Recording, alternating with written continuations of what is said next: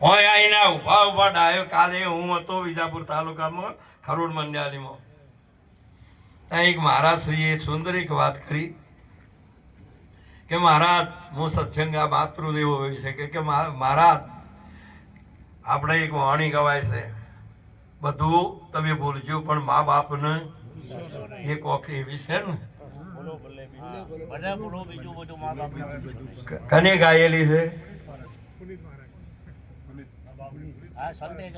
હાલ ગાય છે ને એક બીજા બ્રાહ્મણ નું નામ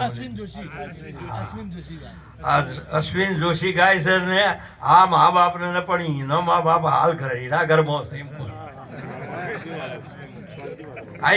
તમે ગોબ તો તમારા મા બાપ ને તમે નમતા રહેશે, તમારે હિંમત છે કે પાણી ગાવા માટે છે કે વર્તવા માટે છે? પાણી પીવા માટે છે કે આપણે ઢોળી નોખવા માટે છે? જ્યાં સુધી વર્તમાનમાં નહીં આવે કશું સુખ નહીં થાય. કદી વળનો રવો માથે મૂચીને આખો દાડો ફરો તો કેટલી મીઠાશ આવે.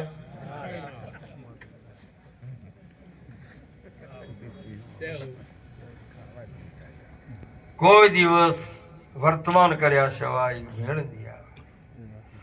ભગવાન મહાન એવા પવિત્ર જેના ભગવાન આધીન બનેલા આવ્યા રાધા યુધિષ્ઠિરજી, 5 ભાઈને હવા હો કૌરવ, દુર્યોધનજી, દુશાસનજી, આવા બધા મહાન પવિત્ર પરાક્રમી પુરુષો હતા. અને દ્રોણજીના પહાણથી વિદ્યા લેવા માટે અને દ્રોણજીએ કે બાળકોને હું ભણાવું, રાજકુમારોને. આમ તો પ્રતિજ્ઞા હતી, પણ દ્રુપદ રાજાએ એમનું અપમાન કર્યું એટલે એ પ્રતિજ્ઞાને તોડી દીધી કે હવે રાજકુમારોને ભણાવો, એવી વિદ્યા આપો કે એ રાજકુમારો દક્ષિણામાં જો માગે કે માગો ગુરુજી, તો આ દ્રુપદને જે બોલેલા વચનનું પાલન નથી કર્યું એને શિક્ષા આપો ને. અને એ વખતે પછી આ રમવા માટે જ્યાં કૂવામાં એક અંગૂઠડી પડી હતી.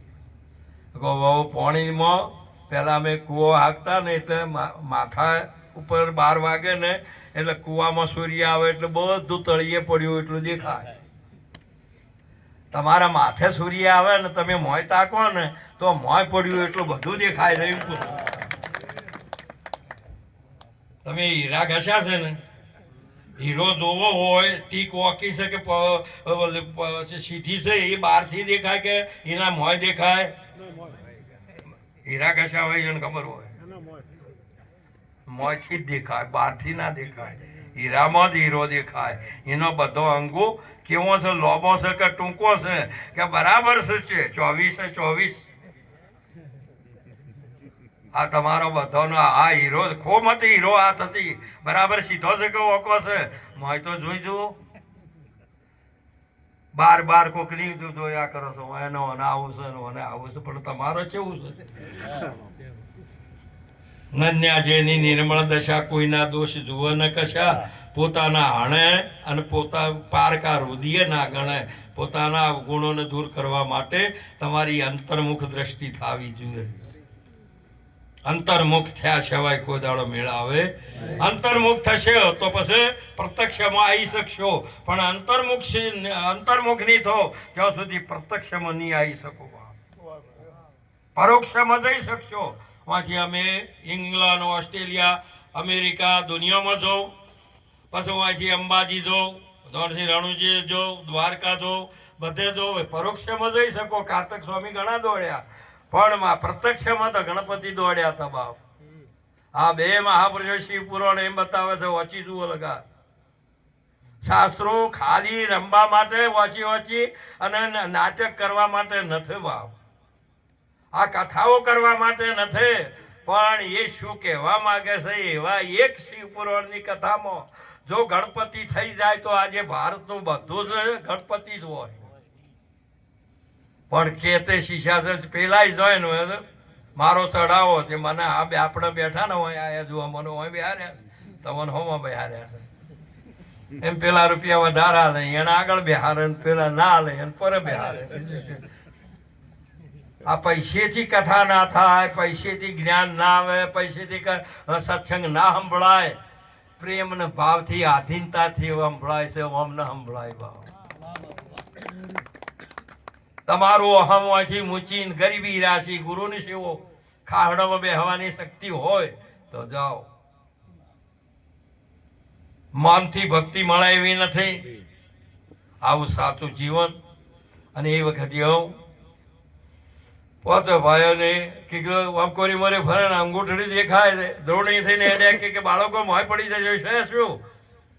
એટલે કે બાપુ મોય અંગૂઠડી પડી જઈ છે દેખાય છે એવી ને એવી.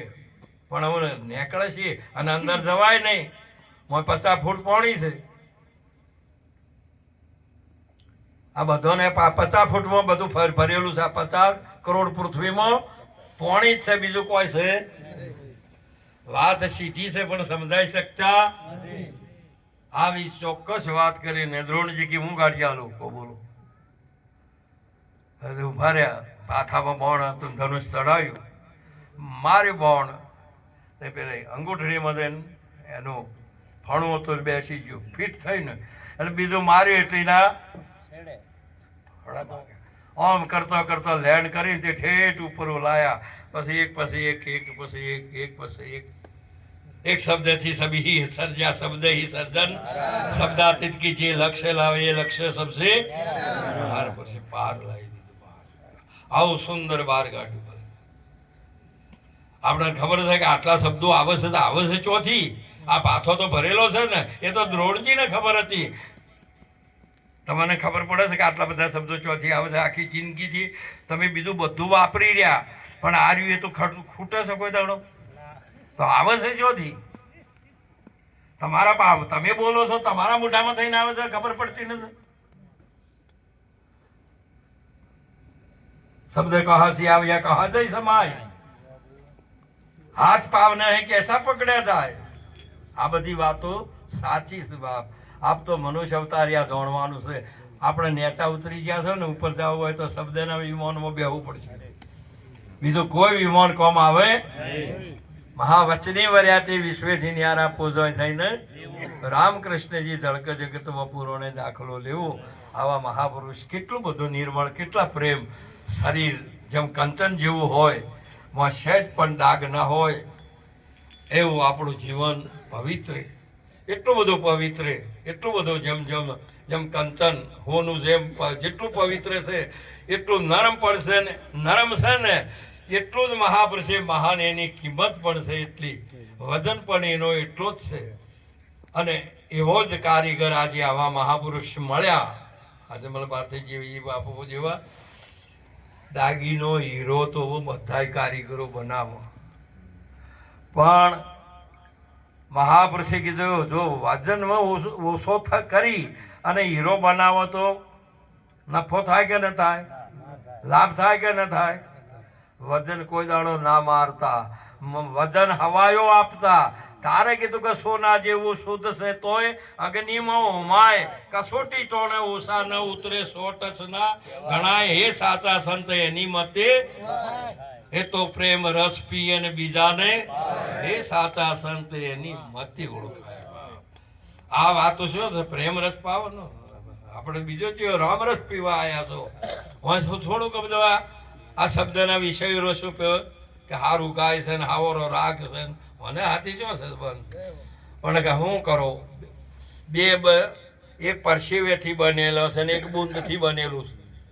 ગાયનું વાસળું એના ગર્ભમાંથી નીકળે છે એ બુંદથી બનેલું છે, અને એના શરીરે બધી ઈટોળીઓ જુઓ છે એ બધી સમજ બની છે પરસેવામાંથી બનેલી છે.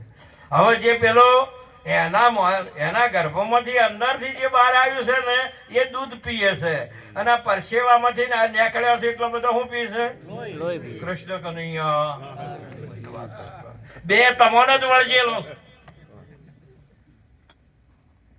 મહાપુરુષે કીધું આવી સાચી વસ્તુ. આપણે નથી કીધું કે મારો આખી સોજી આવા જન્મ્યા કે આ લોહી જ પીજે આખી જિંદગી. સમજી જાય કે આ ઈટોડા છે, છોકરા છે, આ ઈટોડીઓ છે. મા બાપનો વિશ્વાસ પોતાના બાળકો ઉપર ના હોય અને વિશ્વાસ ગમે કે હું અમે કહેવો એ કરશે એવો એટલો વિશ્વાસ હોય તો ધન્યવાદ છે કે તમારી જનેતાને. પણ જો કદાચ કોઈ પૂછે કે ભાઈ તમે કે ભાઈ મારા બાળકોને મૂકું એ કહે એ તો અહીંયાનું પૂછવું પડે મારે મૂકું ને કબૂલ